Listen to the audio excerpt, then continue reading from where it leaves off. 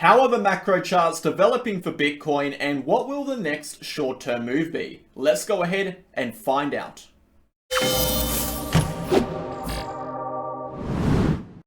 Okay guys, welcome back to the channel. I hope you're all having a fantastic day today. We're here today to discuss the higher timeframes. We're going to be going over the weekly and monthly chart from a structural, cyclical, and technical perspective, discussing exactly what we're seeing and what the charts are suggesting. We're also going to be discussing the recent move and the short-term time frame price action and the possibility of a move toward 27,000. Before you get into it, smash the like button, hit the comment button, and subscribe to the channel. We do daily videos for Bitcoin focusing on the facts, the data, the technical and structural information, the economic data, and the news events. No hype, no BS, pure raw TA. If you're interested in more of that content, join us on Telegram. You'll get access to updates, charts, videos, analysis, educational posts, news events, and so much more to keep you in the loop with Bitcoin, cryptocurrency, and the economic data alike. If you're interested in joining our VIP channel, you'll get access to trading signals of exact entries, exact targets, exact stop losses. You'll get access to exclusive analysis and updates, all of our videos, and of course you'll get access to our trading and chart group chat. So you can see we have a general chat, we have a trading and chart group chat, we have a help chat, altcoin analysis chat, and a video chat. If you're interested in joining over 599 members, go ahead and contact me via the link up above. Now I do also want to mention we do have a giveaway going. Go find out about our $10,000 giveaway, more information there. Let's get into the video guys, starting off the market data. So currently Bitcoin, we are seeing volume very low. Again, it is Sunday in America, it is over the weekend there guys, and the week has just started here in Australia. We are up around, well, we're not up, we're down 13.23% in 24-hour volume. We're at around $42 billion in 24-hour volume, so volume is quite low at the moment. With low volume, we do expect low liquidation. So down 38.71% in liquidations in the last 24 hours to around 34 million. As per the month of June, we're down 3.19%. So we've come down just a little bit over the last 24 hours. Moving on to the volatility index, we can see not too much change on the 30. More or less just pushing sideways. And on the 60-day over here, again, not too much change, guys.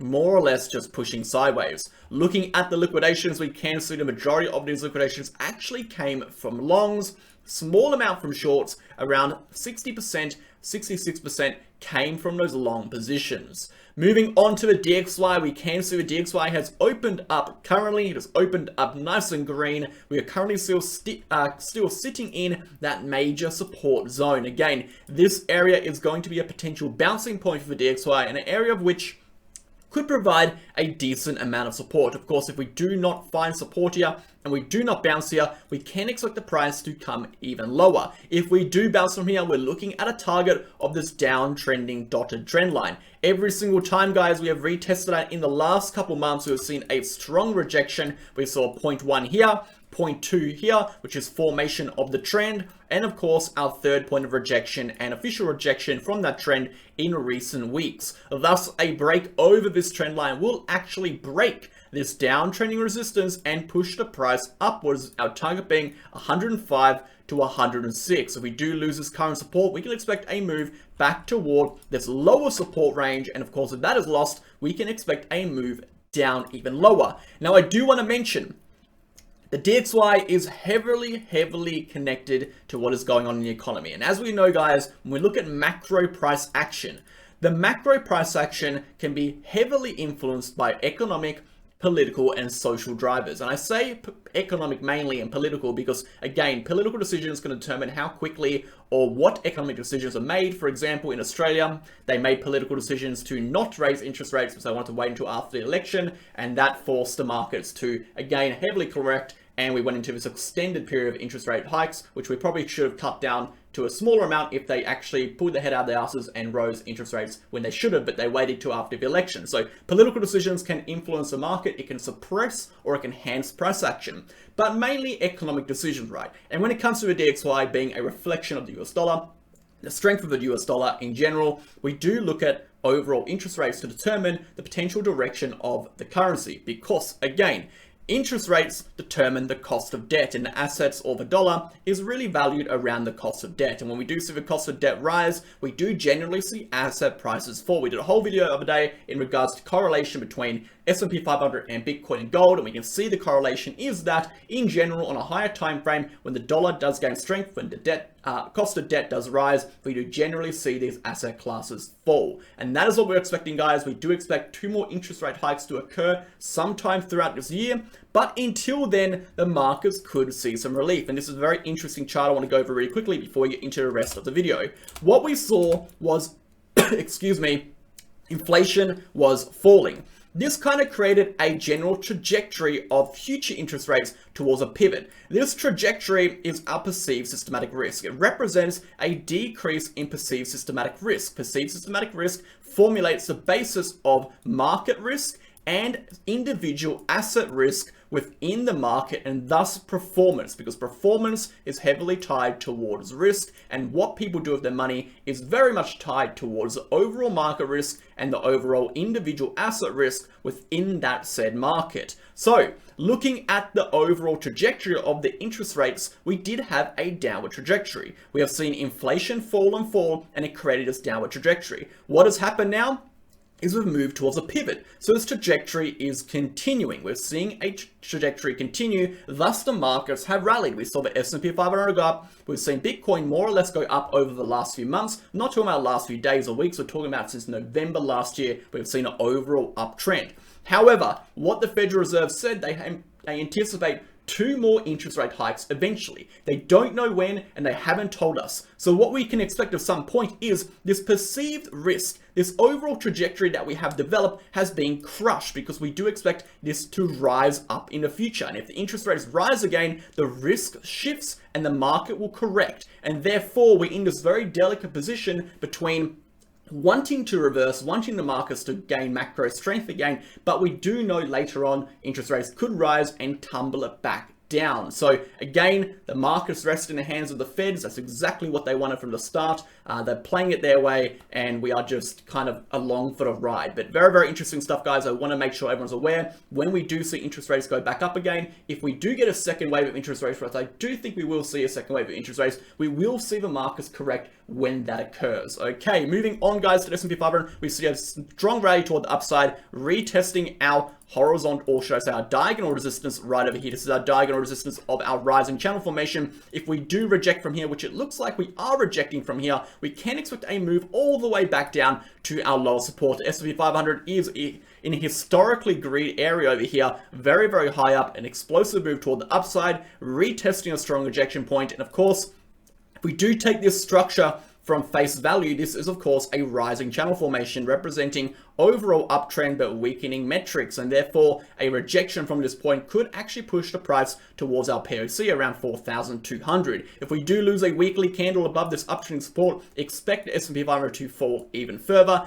Keep your eyes on this chart. Right now, I do expect a rejection. The risk return on the S&P 500 right now is much more in favor of rejection. If we go ahead and bring up a short risk return, we can see if we go ahead and put our stop loss, say for example, above this local high point right over here, and we draw our take profit at the POC, wrong way around, we can see a 1 to 4 risk return essentially. So the risk return is massively in favor of shorting here, massively in favor of the market correcting. Moving on, guys, Dow Jones, not too much to say. We can see again, if we do see the Dow Jones break a weekly candle below this uptrending support line, we expect the price to move toward the downside. While it remains over here, it is showing relative strength, but again, we do need to start closing some weeklies above here to show any sort of significance on the higher time frame. I wanted to briefly interrupt today's video to discuss my favorite exchange, Bitget. If you're looking for a safe, honest, reliable, and accurate exchange, look no further than Bitget. You can sign up by the link in the description to support the channel and get access to 3 exclusive perks. That being up to $5,005 in trading rewards, up to 15% discount on your trading fees, and exclusive access to our MegaWhale promotion campaigns that we run every few months. Alongside that, guys, Bitget is a non-KYC exchange, meaning you do not have to KYC. It is completely optional. Bitget also has a protection fund that secures user assets against external hacks and threats in the space. Alongside that, guys, Bitget offers up to 125x leverage on futures with extensive amount of trading pairs and liquidity on the market. I highly recommend signing up to Bitget. It is the exchange I've been using for over a year and a half now, including all of our members. If you're interested in signing up, trading there, and supporting the channel, you can do so with the link in the description. Thanks for listening. Alright guys, let's go ahead and dive into Bitcoin, and I want to talk about this really quickly. This is our descending channel formation. As we can see on the chart, our descending channel formation is a bullish pattern. This represents a downtrending consolidation for Bitcoin, which of course is a bullish consolidation. Therefore, an eventual break above our downtrending resistance will result in a reversal of this downtrend and thus a move toward the upside. The measured move target of this structure is of course targeting towards 30,000. If we assume the breakout point to be the POC level, which is in conjunction and confluence with the downtrending resistance, we can assume a potential target of just over 30,000. The question is, are we going to see that now, or are we going to see a swing lower? And we answered that in yesterday's video, so I highly recommend going to check that out. But in today's video, we're focusing more on the higher time frames, technicals, structural analysis, and our cyclical analysis for the 4-year cycle. But we're going to quickly start off with this chart and the smaller time frame price action. So on the hourly chart, guys, we can see we have seen a bit of a breakdown for Bitcoin. If you remember watching our yesterday's video, we discussed the significance of our 30-minute 50 EMA. We said a loss of the 30-minute 50 EMA will signify a shift in overall strength. In fact, we saw that breakdown right over here, but we ended up pushing upwards one final time to not only retest our local high point, but of course the high point of our rising channel formation, which we're developing over the course of about 20 hours. Since then, we have actually broken down from that rising channel formation, resulting in a move toward 26.3, nearly double of what the measured move of the structure was suggesting. So if we look at the breakdown target for this structure, it has been completed. But if we're looking at the breakdown target for the overall price action, we're looking at the next major chunk of support. The target is still going to be around 26,000 to 25.8. Now, I do want to say, while we remain above 26 to 25.8, technically, we are still in this uptrend. If we remain above 26 to 25.8, the possibility for a bounce and continuation to retest this downtrending support resistance line is still in play. But for the short term, I'd be expecting still a move toward this downside. If we do manage to lose 25.8, we will be pushing lower again into this 25.2k region. So now I've got the short-term time frame analysis done and out of the way, let's go ahead and jump into the chunk of today's video, which is going to be the macro analysis. So starting on the 14-day chart, we can see a few things occurring.